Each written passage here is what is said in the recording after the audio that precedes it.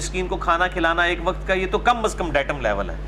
اگر آپ اس سے زیادہ بھی کھلانا چاہیں تو بہت اچھی بات ہے، 2 وقت کا، 3 وقت کا، جتنا بھی. 3 وقت کا تو خیر رمضان میں نہ کھلائیں، روزہ ہی نہیں رکھے گا وہ. یعنی اس کے ایکویولنٹ آپ اس کو پیسہ دے دیں یا مال دے دیں کہ تاکہ وہ اپنا راشن پانی کے ساتھ معاملہ چلا سکے.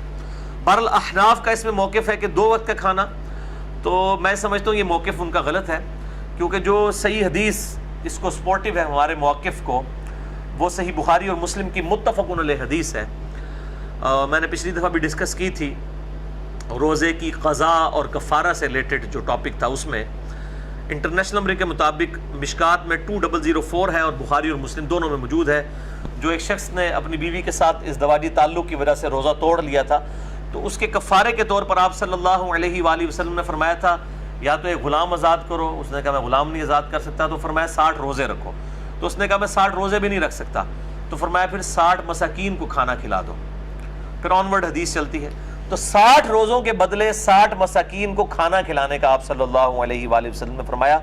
120 مساکین کو نہیں فرمایا اور نہ 60 مساکین کو 2 ٹائم کا کہا، بلکہ کہا یا 60 روزے رکھ لو یا 60 مسکینوں کو کھانا کھلا دو.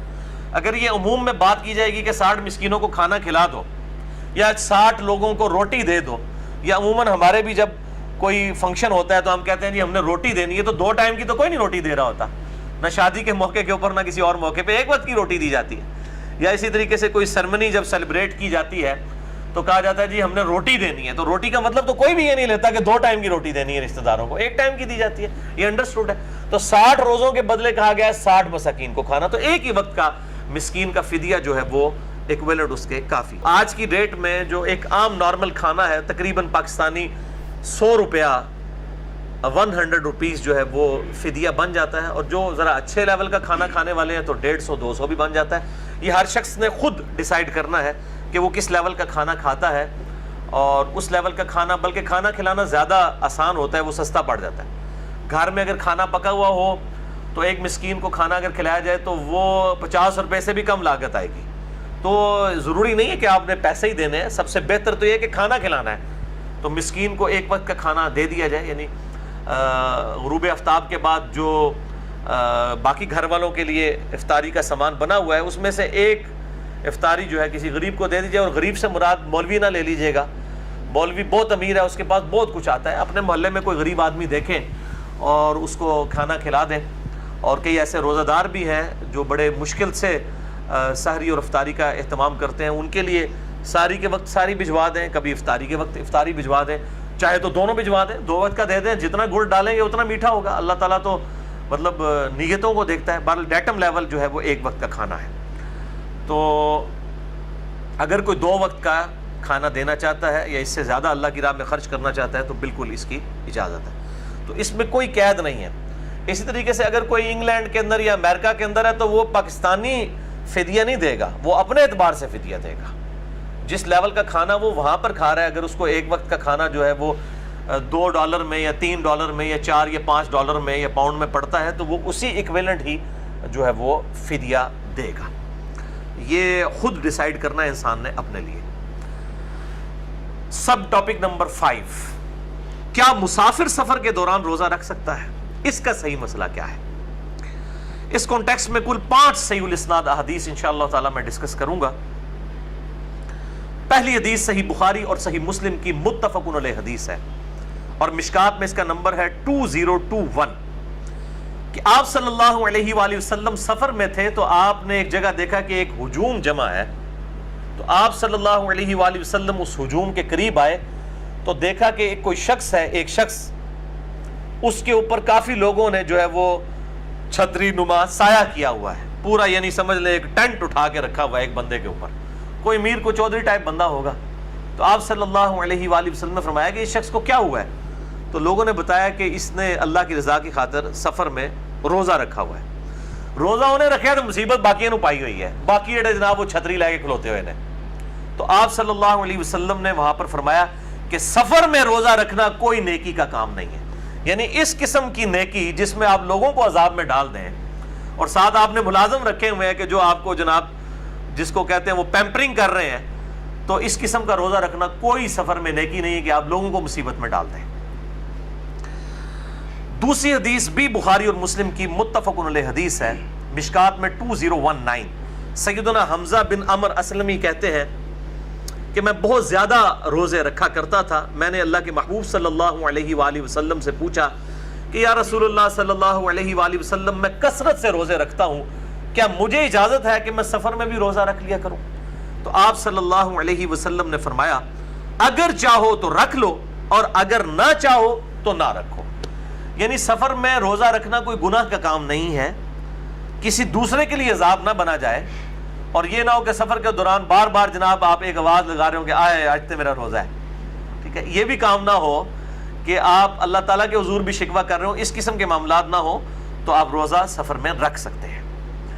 اور اس سفر میں بھی کوئی قید نہیں ہے. آج کل جو بعض علماء اس طرف بھی جاتے ہیں, نہیں جی آج کل تو سفر بڑا آسان ہے, ٹرین کا سفر ہے, ایئر کنڈیشنڈ ہے, جہاز کا ہے, سفر میں بڑی آسانی ہے, تو آج کل روزہ نہیں چھوڑنا چاہیے. بھئی شریعت کا حکم نہیں کوئی بدل سکتا. سفر آج بھی سفر ہی ہے. جہاز تک جانے کے لیے جو تردد کرنا پڑتا ہے, پھر جہاز کے اندر پھر بہرحال سفر ایک تھکاوٹ والا معاملہ تو کر ہی دیتا ہے, یہ اجازت موجود ہے. اسی طریقے سے جو رمضان کے اندر عمرے کے لیے جاتے ہیں وہ بیچارے بھی یہ سمجھ رہے ہوتے ہیں کہ شاید اب ہم چونکہ عمرے کے لیے جا رہے ہیں تو ہم نے لازمی روزہ رکھنا ہے, ورنہ تو ہمارا عمرہ نہیں ہوگا. تو ایسا معاملہ نہیں ہے. عمرے کے لیے جو جا رہا ہے اگر اس کے اوقات ایسے بن رہے ہیں کہ وہاں پہ اتنی گرمی ہے تو وہ سفر میں روزہ چھوڑ دے. اور یہ بھی ضروری نہیں ہے کہ وہاں پر پہنچتے ہی جا کے اس نے عمرہ کرنا ہے, چاہے 3 دن بعد عمرہ کرے, کوئی مسئلہ نہیں ہے. وہ تو انسان کو اللہ تعالیٰ نے ایک مطلب اس اعتبار سے ترغیب دلائی ہے کہ وہ اس کے لیے احرام کی پابندیاں زیادہ دیر نہ برداشت کرنا پڑے. ورنہ ظاہر ہے 3 دن بعد اگر آپ عمرہ کریں گے 3 دن تک احرام کی پابندیاں ان کا خیال رکھنا پڑے گا کہ وہ بال نہیں نوچنا, ناخن نہیں کاٹنا اور باقی پابندیاں. اس لیے کہا جاتا ہے کہ مکے میں فوراً پہنچتے ہی عمرہ کر لیا جائے. اس کا قطعاً یہ مقصد نہیں ہے کہ آپ جاتے ہی ہفے تفے جناب کوئی حالت ہی نہیں, جا کے چوتھے چکر بے ہوش ہوئے ڈگے پہ وہ تھے متافج, یہ بھی کوئی نہیں ہے. آرام سے جا کے اگر کسی ایسے وقت میں پہنچے آرام سے آپ اپنی نیند پوری کریں, اگلے دن جا کے بے شک جا کے عمرہ کر لیں, تو اس میں کوئی قدغن نہیں ہے. اسی طریقے سے سفر کے لیے عمرے کی حالت میں جائیں تو آپ روزہ چھوڑ سکتے ہیں, اس میں کوئی گناہ کی کام نہیں ہے, بلکہ شریعت نے اس کی اجازت دی ہے. اسی کانٹیکسٹ میں صحیح مسلم میں ایک اور حدیث ہے 2029. اسی صحابی نے پوچھا یا رسول اللہ صلی اللہ علیہ وآلہ وسلم, یہ حمزہ بن عمر اسلمی, اس میں الفاظ ہے کہ انہوں نے کہا کہ یا رسول اللہ کیا میں گناہگار تو نہیں ہوں گا سفر میں روزہ رکھ کر؟ جس طرح ہمارے یہ حنفی بھائی کہتے ہیں کہ جی سفر میں اگر کسی نے پوری نماز پڑھ لی تو وہ گناہگار ہو جائے گا کیونکہ اس نے اللہ کی آسانی سے نفع نہیں اٹھایا. بھائی آپ سورہ النساء پڑھ کے دیکھ لیں, اس کا تو سٹارٹ ہی اس سے ہوتا ہے جہاں پہ وہ 101-102 آیات آتی ہیں سورہ النساء کی کہ اگر کوئی تم میں سے سفر پہ ہو تو کوئی حرج نہیں اگر نماز کو قصر کر لے. وہ تو فرضیت کے انداز میں ہے ہی نہیں ہے, بلکہ ایک ریلیکسیشن کے انداز میں ہے کہ کوئی حرج نہیں اگر تم نماز قصر کر لو, تو وہ نماز سفر میں پوری پڑھ سکتے ہیں. سیدہ عائشہ سے بھی ثابت ہے, آج میں حدیث بتا دوں گا, بخاری مسلم میں موجود ہے, حضرت عثمان غنی سے بھی, خود آپ صلی اللہ علیہ وسلم سے بھی سنن دارقطنی میں صحیح سند کے ساتھ ثابت ہے کہ آپ نے سفر میں پورے فرض بھی پڑھے ہیں, عموماً قصر پڑھے ہیں. تو دونوں طرح اجازت ہے. یہاں پر بھی صحیح مسلم مشکات میں 2029 ان صحابی نے پوچھا یا رسول اللہ صلی اللہ علیہ وسلم اگر میں سفر میں روزہ رکھنے کی طاقت رکھتا ہوں اور میں روزہ رکھ لیتا ہوں, میں گناہگار تو نہیں ہوں گا؟ تو آپ صلی اللہ علیہ وآلہ وسلم نے فرمایا نہیں, بلکہ وہ تو اللہ کی طرف سے ایک رخصت ہے, جو چاہے لے لے اور جو نہ لے تو اس پر کچھ گناہ نہیں. یعنی سفر میں روزہ چھوڑنے کی رخصت اگر کوئی لے لے تو یہ اللہ کی طرف سے رخصت ہے, اچھا ہے, اور اگر کوئی نہیں لیتا تو اس پہ کوئی گناہ نہیں. اسی طریقے سے سفر میں جو نماز اگر کوئی قصر کر لے تو ٹھیک ہے, اگر کوئی نہیں کرنا چاہتا تو نہ کرے. اور میرا موقف اس میں یہ ہے احادیث کی روشنی میں کہ اگر سفر آسان ہو تو رمضان مبارک کے روزے سفر میں رکھ لینے چاہیے. میں اپنی آپ کو مثال دیتا ہوں, میں ہر رمضان میں کم از کم 8 روزے تو چھوڑ سکتا ہوں سفر کی وجہ سے, کیونکہ مجھے اسلام آباد منڈے والے دن اسلام آباد جانا ہوتا ہے, جمعے کو واپس آنا ہوتا ہے. تو یہ مہینے میں 4 منڈے اور 4 جمعے تو بنیں گے, آلموسٹ 8 روزے تو میرے بھی رمضان کے چھوٹ جائیں سفر کی وجہ سے. لیکن یہ 8 روزے جب بعد میں رکھنے پڑیں گے جبکہ رمضان کا ماحول بھی نہیں بنا ہوتا, تو یہ 8 روزے جو ہیں یہ سمجھ لیں 80 کے برابر ہو جاتے ہیں. تو اگر سفر آسان ہے اور آپ روزہ رکھ سکتے ہیں, کوئی مشکل نہیں ہے کہ ارلی ان دا مارننگ نکل جائیں یا ایئر کنڈیشن گاڑی میں نکل جائیں.